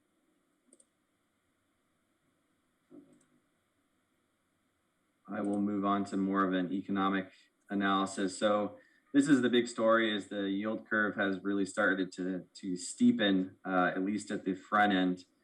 And actually, this is much higher now in mid-February. So that's presenting some good opportunities for us. Here are the maturities through time. So just a different way of looking at a similar thing. If you extended this actually to mid-February, where we are, we're actually higher than our pre-COVID rates. We are seeing the the longer end of the yield curve start to flatten a little bit, which is interesting. We've really seen the short-term rates go up pretty quickly. The 5 years now at about 2%. The 5-year treasury is very close to 2%. The 30-year is actually not much higher than 2 either. So it's pretty flat going from 5 to 30. One of the most important things that I was going to mention in this entire presentation is the fact that we have over $50 million in LAIF. And so the opportunity cost is, maybe a year ago, maybe we could have invested in 3-year, 4-year, 5-year bonds, as I intend to do in the next quarter or two. And you can see that by not investing here at the end of 2020, which is kind of when, we might have been feeling pressure to invest in 3, 4, or 5-year bonds, we're now well over 1% more in yield in all 3 of those maturities. And some very simple back of the envelope analysis would say that if we would have invested that $50 million into 3, 4, and 5-year maturities back a year ago, we would be about $1.5 to $2.5 million worse off than we currently are. So basically, by kind of making that decision to kind of wait and see, we've saved the city, anywhere from $1.5 to $2.5 million. Now, looking at the 10-month versus 10-year versus 3-year or 3 months. So Hey, this Matt, is kind can I of interject? Sorry. Yeah. I was just say, well done. Not many of Okay. us can conservatively say they saved the city $1.5 million by deferring a decision. Thank you. I like how he said we. That wasn't a we. Right, that was a collective. That was a yes. he. Well done. Well, yeah, I think he meant his department, Dino and everybody in It treasury. was a departmental we. Okay, well, thank you. And so here's the shape of the yield curve. We've actually seen a recession every time this has gone negative. As I mentioned, it is flattening out towards the end, and there's some speculation that we could be seeing another recession coming up. But that's all speculation at this point. We all know the latest inflation print, which was up in the 7% range, which is pretty historically high. I think it was like a 40-year high. I have personally always been in the camp that inflation is something that we really need to worry about, and it's showing its teeth right now. Again, we'll kind of see what happens, but the Fed has indicated multiple times that there is going to be some serious and frequent rate hikes coming in the next year or so.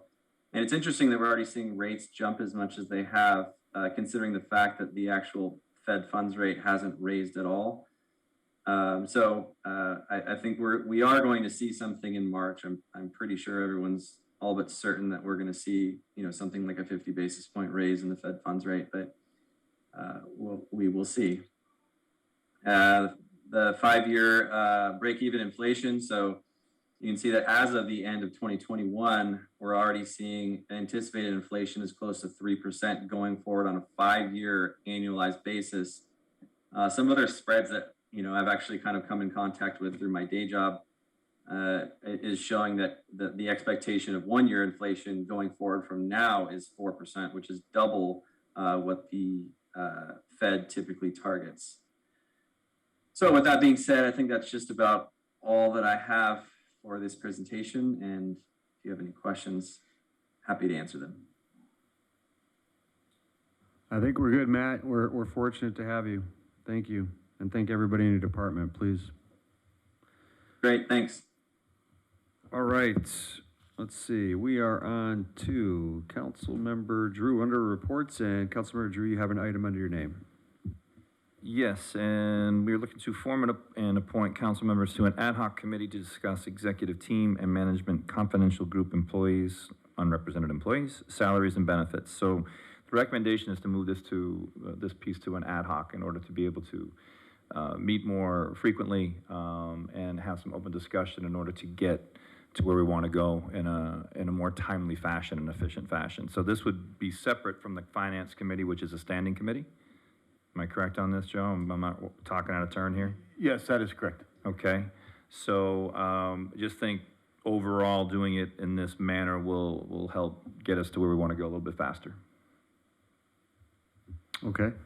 Any further comment? No? Question?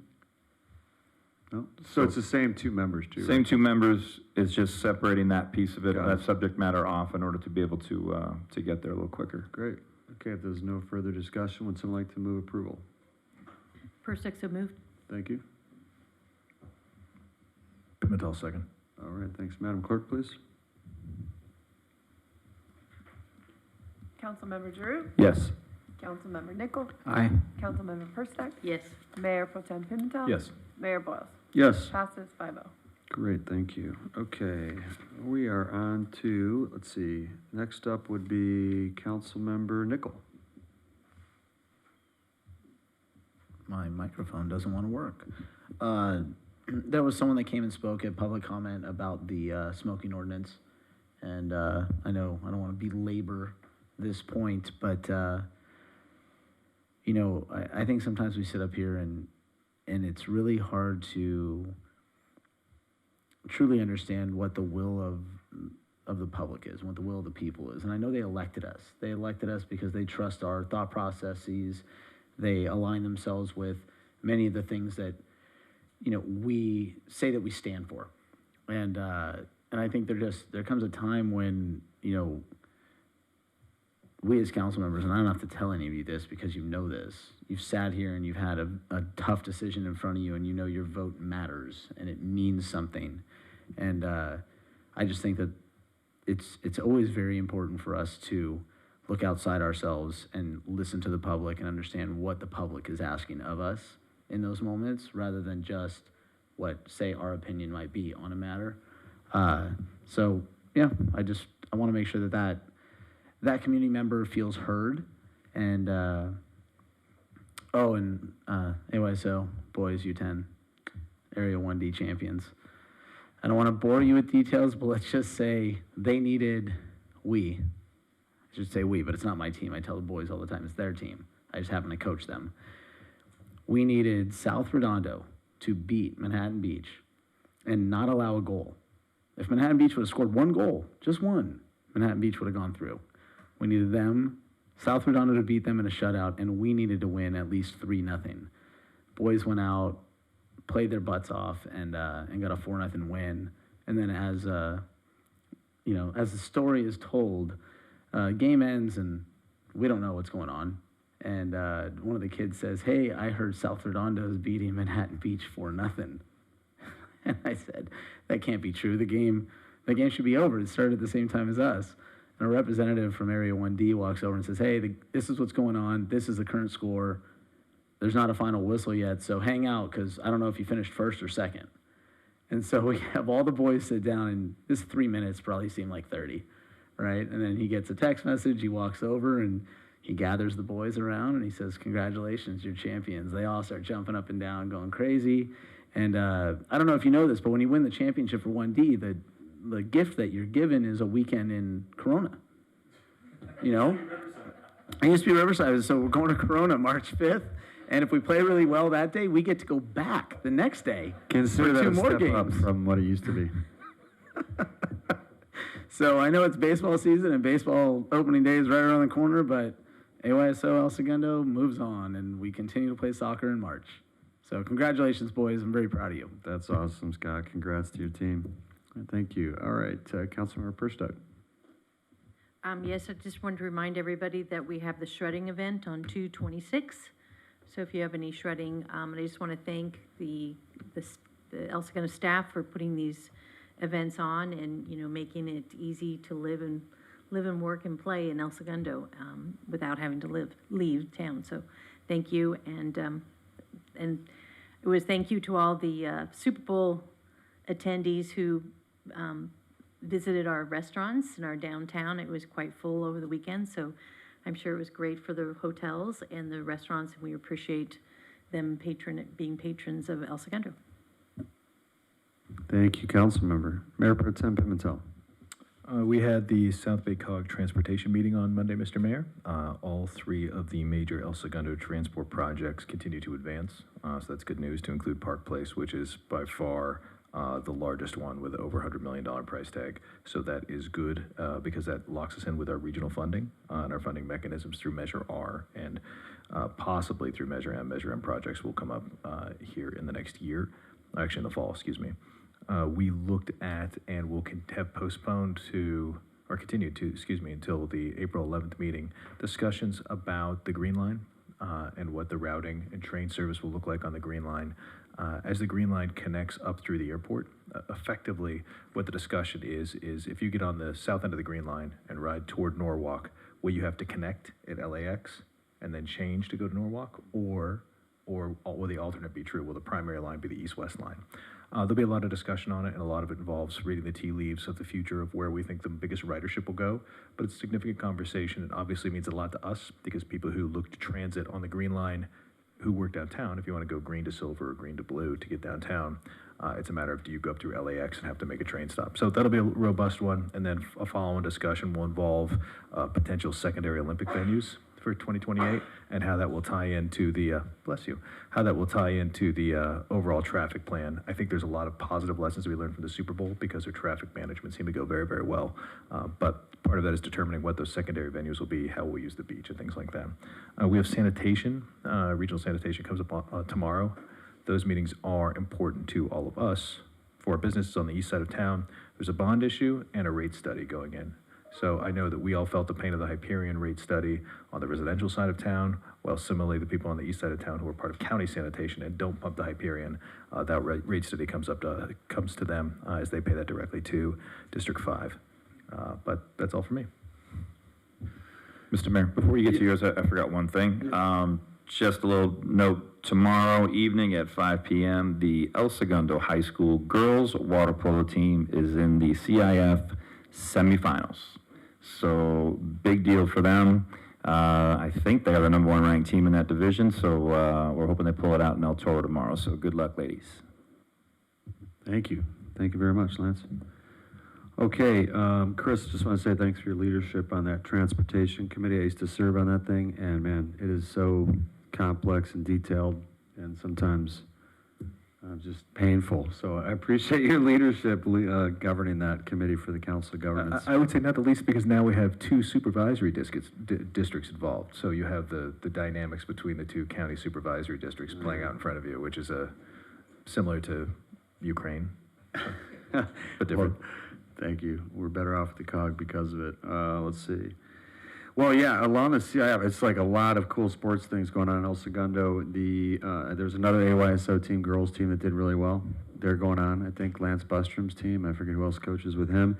And then the girls' women's varsity soccer team plays again for CIF tomorrow. I think it's far away. I want to say like Marietta tomorrow or something like that. It's a long distance. And the boys are still in it, aren't they? Oh, shoot, sorry. All right, and boys lacrosse just beat Glendale 11-8 last night in Glendale. I was a proud dad at that match. So let's see, what do we have next? We have an item, actually. I don't have much to report. We're in between some of the agency meetings I do like Chris, so I'm just gonna go right to the item, which is whether or not the City Council should send a letter to the county opposing the LA County Department of Health order requiring face coverings to be worn in certain settings and during certain activities. I just want to clarify that what we're asking for here specifically, correct me if I'm wrong, Mr. Hensel, you've been working on the legalese here, is to align for the county to align with the state and be less restrictive, go back to what the county is, to the state, which would be to be less restrictive than they currently are. So you want to add a little more context to it, Mr. Hensel, if you would, please? Well, certainly, we got the request, and we posted a special agenda, and probably could have communicated a little clearer about what the point was. But yes, currently, the state, in fact, just as of today, reduced their requirements for face masking to virtually not required anywhere. And this county of Los Angeles still has a lot of face mask requirements in place. And for basically anything that happens indoors, I mean, I'm just, generalizing it. It goes on for, it's pages it's several pages in the county order that's going to continue to be in place that will They are lifting for outdoor large events, as I understand it. They're lifting that face mask requirement, but otherwise, indoor events, things involving the workplace, schools, et cetera, restaurants, although you could take them off while you were eating. The mask mandate in the county of Los Angeles will still be restrictive and not aligned with the state.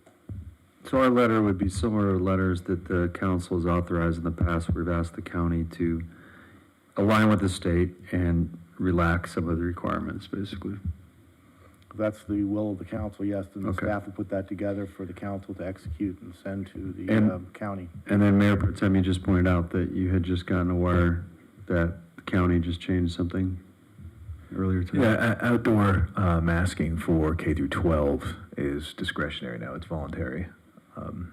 That's the change. I think that I guess too, the difficult spot that we've been in with the county since this has begun is that they have a 10.5 million person population that they're trying to address somewhat ham-fistedly. So they're both seeing themselves as too specialized for the state's concern, but at the same point too generalized. We have very different concerns in our demographic than other parts of it, and I just think that it's really difficult for them to find one that fits us, and for a county that's broken into specific, or a health district that's broken into sub-districts, the unwillingness for them to delegate to the sub-districts policy is what's been really frustrating through the entire pandemic.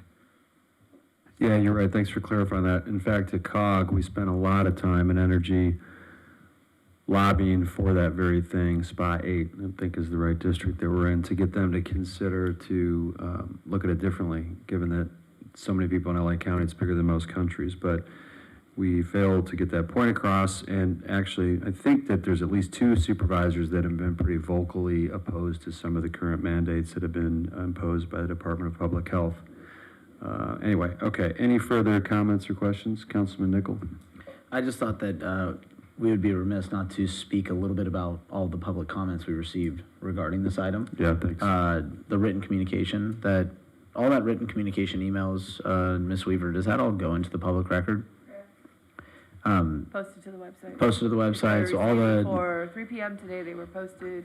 After, we'll post tomorrow. Perfect, thank you for that. I just think it's important, reading through all these emails, right, because they started flooding in. And if you go on social media like I do as a pure voyeur, and you just read all the things and you don't comment on any of them, you'll see that there's people on all sides of this, and I just, the public needs to know, we have no authority on this. We have no say. We cannot tell the school to do one thing or another. We can't, the way the rules work is we can make more restrictive rules if we so choose to, but we cannot make more lenient rules. So I see this agenda item similarly to the smoking item. This is us. This is us taking an action and just saying, hey, we would like the county to align with the state. So this isn't us taking a straight position that I think your kid should not have to wear a mask at school, or I think a parent should have a choice whether their kid wears a mask or doesn't wear a mask. Us as a council, we do not have the authority. The school district is a school district. If they want to take it up with the school district, they can. And even for that matter, I do not think that the school board has the authority to make that decision, because I think they fall under the jurisdiction of another board as well. And so I just think it's very important, when you draft emails to all of council or all elected officials, understand what we can do and what we can't do. Because I would love to help everybody, and I would love to do what everybody wants us to do all the time, but we just don't have that authority. And so your emails were read, your voices were heard, and your frustrations are shared on both sides of the coin. And I pray that it's all over soon. Councilman Nickel, thanks for pointing that out. Yeah. Oh, Councilman Drew. Yeah, I mean, there's so many things I actually want to say here, but I won't. In the end, I do think it's really been frustrating, especially since about a year ago. I think Supervisor Hahn, we had spoken at one point in time, and the decision was made that the county was no longer going to have a separate set of rules from the state. They were going to line up with the state health department, make it easy for everybody to understand, which made sense because COVID, for some reason, begins in LA County and ends in Orange County, and that's frustrating for everybody. And I feel the frustration. I feel the frustration on both sides because I do believe that a lot of the information that's being disseminated is confusing, and it creates a lot of problems. And by lining up with the state, which is what we're trying to do, which is essentially the most we can do, is try to make a suggestion to the Board of Supervisors to line up with the state. We're doing the most we can. Trust me, I wish we could do more. But in this situation, this is where we're at. I think it's the most we should, the most we can do, and I think we should do it as soon as we can. Thank you, Councilmember Drew. And just for a little context or history, what was it, a year and a half ago, we wrote a letter. We got a lot of other cities to write the same letter, if not sign on with us. I forget how many. It was quite a few, if not all the South Bay City Council governments, to get the SPA 8 consideration, more localized solution, to no avail. And that went all the way up to the governor on multiple occasions through multiple mediums. Chris? And we presented that case to the Director of County Public Health, and we did not receive an answer that fulfilled us with confidence that they really had any idea actually where our city was. Because they talked to us at length about meatpacking plants and how that there could be a communicable source of super spreader events, which was confusing. There's no way they got us confused with Vernon, is there? Meatpacking plants. Yeah. I mean, I remember it clear as day. Okay. Thank you. Funny, but not funny. Okay. All right, do we have a motion to write such letter? Can I, before we Yeah, move, please. can I put an either or that I would request that if it's either aligned with the state or delegate authority to SPA 8, so we can make an informed decision for that's resonant to our community. I would just hesitate to tell her, hey, we want you to do this for the state, because I don't know what the situation is in Palmdale or some of the other cities in her jurisdiction that she may be trying to allow for. So I would ask that it's either aligned with the state or allow SPA 8 to have its own authority. But I guess my concern on that is that these different sub-regions all report to the same person, right? It's still Barbara Ferrer who's the boss of bosses. So That's correct. My concern is one's not going to want to go off the reservation, and that's why I get it. But have you seen anything from those individuals to indicate that they would be willing to go against the boss? The only thing I've seen, Lance, is some of the supervisors beginning to speak their mind publicly. But the question is, if the SPA 8 was allowed or authorized to make those calls, to your point, would they feel comfortable doing that and potentially opposing their boss's call? I mean, that is a good point. Any further thoughts, Chris? I mean, it sounds a lot like us trying to get people to, enforce laws that already exist by making another law. I mean, doesn't it sound like we're sending a letter that means nothing, that can do nothing? No, I don't think so. I think that it depends. If there's enough momentum, I feel like there are other, if I had to guess, there are probably some of our colleague cities that are considering similar measures. And again, you've had a change where you've got some supervisors, at least two, publicly opposing some of the decisions that have been made by the Department of Public Health. I think that's new. Right. Right now, it's Supervisor Hahn and Supervisor Barger who are on the minority, but it was 5-0 at one time. Now it's 3-2. So don't you think we'd be better served informing our general public to email and write letters to their supervisors? Public comment for the supervisory meeting begins at 9 a.m. on Thursday morning. I mean, I guess we didn't, so to be clear. But unlike us, they limit the number of comments, if I'm not mistaken. there's only so many they'll take. But you can write letters and emails, to Chris's point. But did we poll the public? I'm playing devil's advocate here, and I'm being a pain in the you-know-what. But did we poll our public to see where the general public in El Segundo stands on this issue? It's a very divisive issue. It's like we're gonna do a ballot and No, do everybody. I just mean we like- also have to look at what we're looking at. All we're really asking to do is line up with the state. That's really all we're asking to do. So I don't think any way, shape, or form that's out of line. I really don't. And judging from the amount of letters that we received, I think it was heavily in favor of writing the letter. Okay, let's go to Carol and then back to By Scott. adding the caveat about or SPA 8, it gives her the ability to not, she can break it up to say, Dr. Ferreira, so instead of just saying it's one size fits all for 10.5 million people, it gives the ability to actually bifurcate it and actually look at, the infection rates or, and to make sure the decisions by district rather than the 10.5 million people. Okay, we can have more, someone, Yeah, I'll just say one more thing. Yeah. To this point, I agree with sending the letter because I think it's the right thing to do in regards to telling our county supervisor, like, hey, like, you should align with the state, do your best to do the best for your constituents. But I think it's important that we understand that, all of these private entities out here, right, that people send their kids to, like, they could continue to say, nope, we have a mask mandate.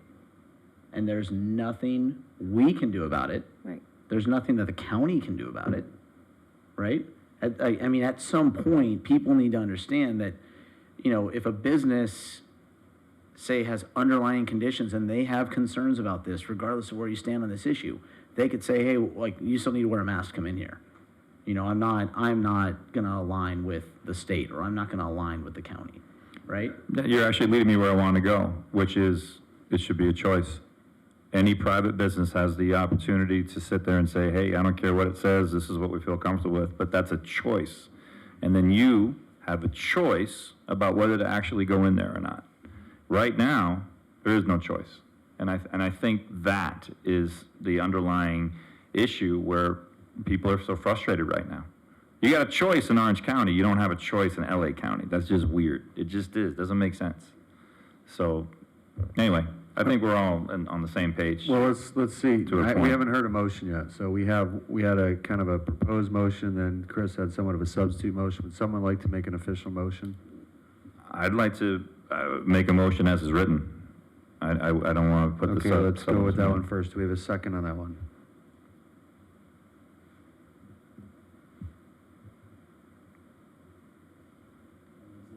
No, Okay, would someone like to make a substitute motion? I'll make a substitute motion with the adding of the SPA 8. So you're, just to be clear, that your motion is to send the letter with the either or, which is either they go to the state or they they authorize SPA 8, our health district, and each health district potentially the ability to make their own decision. Correct.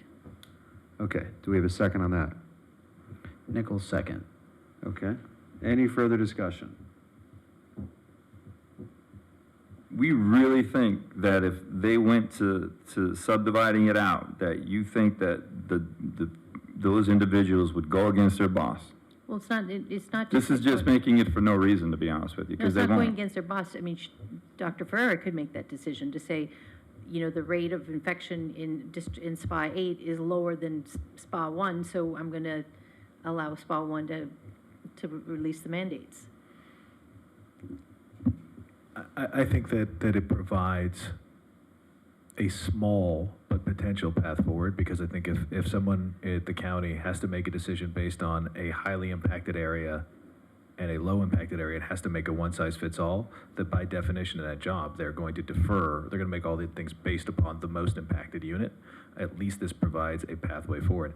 Also, I don't know, while the health director may have tactical control, might be the reporting leader of that SPA 8 organization, I do not know if that entails hiring and firing authority. So that person may, while they work at that organization, may not be I just don't have that answer, which is that is a shortcoming in the motion. I mean, I just don't know.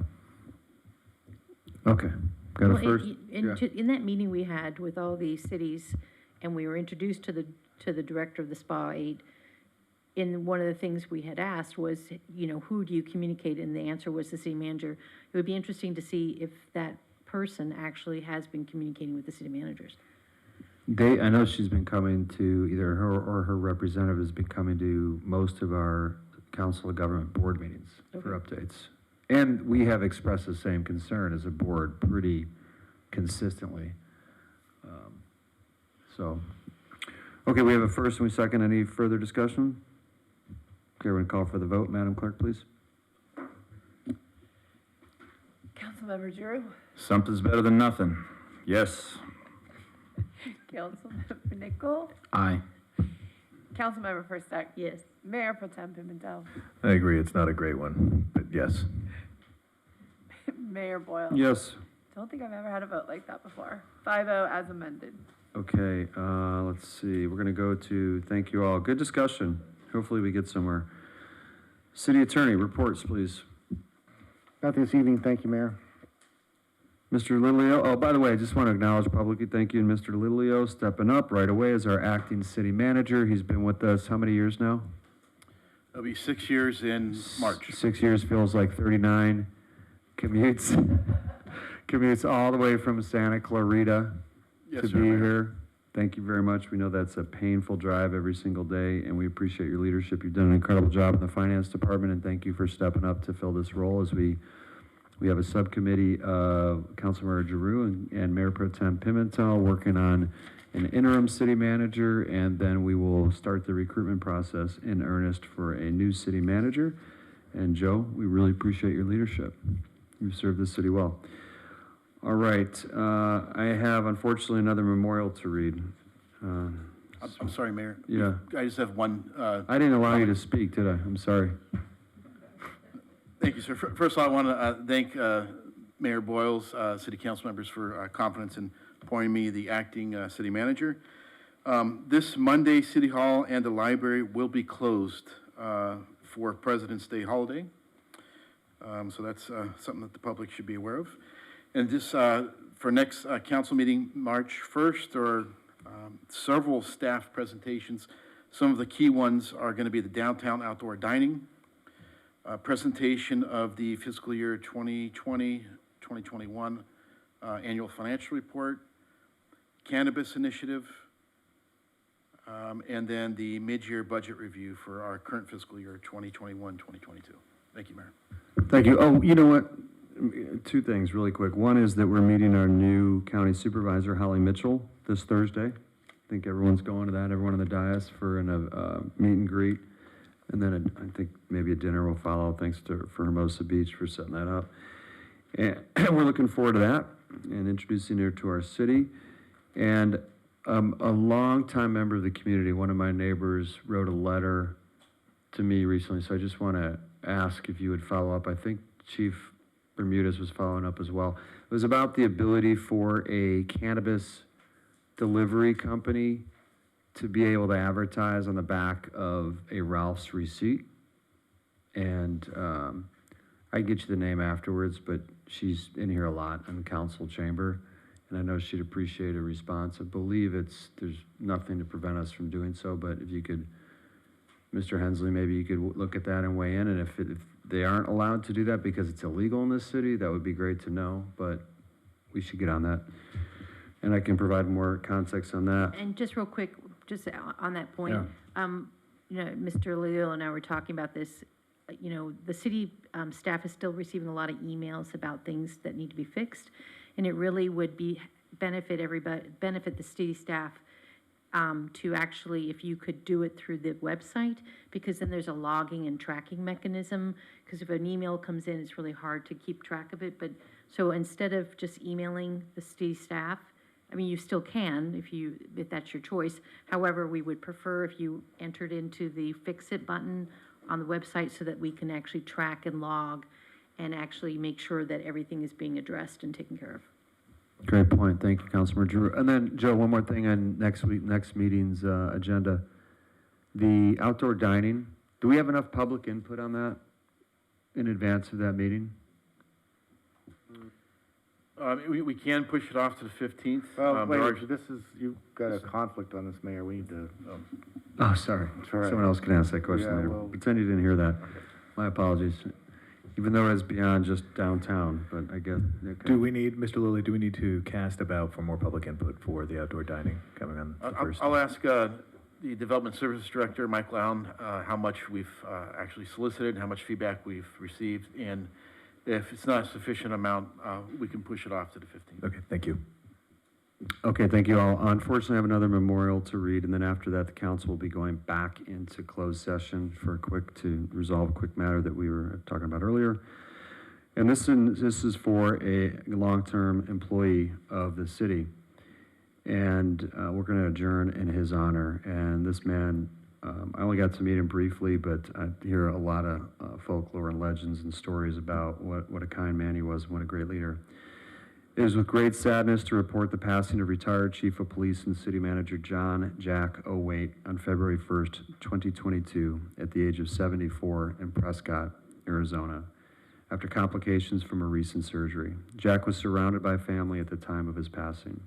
Jack is survived by his wife of 19 years, Kathy, sister Marnie, her husband Ray, son Jake, daughters Gina, Chelsea, Petra, her husband Sean, and their children Tegan and Gavin, Caitlin, her husband Brett, and their children Leo and Olive. Jack was born December 17th, 1947 in Torrance, California, and lived his formative years there. He was a 1965 graduate of Torrance High School. Upon graduation, Jack attended El Camino College and was a member and office holder of the Rho Delta Delta fraternity. In September 1966, he joined the United States Coast Guard as an active reservist. He attended his boot camp training in Alameda, California, and was assigned to serve with the Coast Guard Ceremonial Honor Guard. Jack was appointed as an El Segundo PD cadet on March 11, 1968, serial number 703.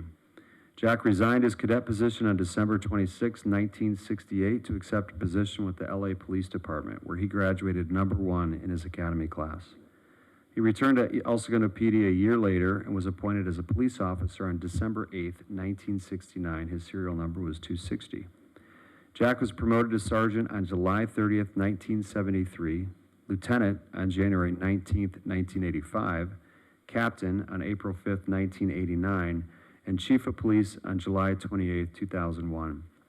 He then retired on June 30th, 2005, however, returned as chief of police under a temporary contract until December 31st, 2006. During the time at El Segundo PD, Jack served as a patrol officer, community relations officer, patrol sergeant, patrol lieutenant, detective lieutenant, field operations captain, administrative services captain, and chief of police. Early in his career, he served for several years on the board of the Police Officers Association. While at the police department, Jack was tapped to serve a 2-year stint as interim director of the City Recreation and Parks Department. Jack was instrumental in the formation of the El Segundo Police Department Special Weapons and Tactics Team and served as its commander for many years. Jack attended numerous special training courses, including Command College, Senior Management Institute for Police, and is a graduate of the FBI National Academy. He received his master's degree from Cal Poly University, Pomona. Jack was a longtime resident of El Segundo and was heavily involved in the community. He coached Babe Ruth League Youth Baseball, and the pinnacle of his coaching was winning the 1974 Babe Ruth World Series, beating a team from Puerto Rico. That's pretty cool. After his retirement, Jack worked as an investigator in government security at the Aerospace Corporation in El Segundo from September 4th, 2007 until December 25th, 2009. Jack was asked to return to the city for 6 months as interim city manager and was appointed to that position on May 5th, 2008.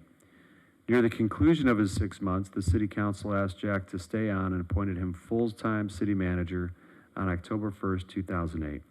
And he held that position until his second retirement on March 31st, 2011. Jack and Kathy enjoyed pulling up roots and relocating to Prescott, Arizona. In his free time, Jack enjoyed surfing, playing in a senior softball league, getting together for a monthly breakfast with El Segundo Police Department retirees and former officers living in Prescott, fly fishing in Montana, spending time at a local lake with his black Labrador, Gracie, traveling and spending time with his family, especially his grandchildren. A private celebration of life ceremony for family members will be held at a later date. Okay, we're adjourned, going back into closed session. Thank you.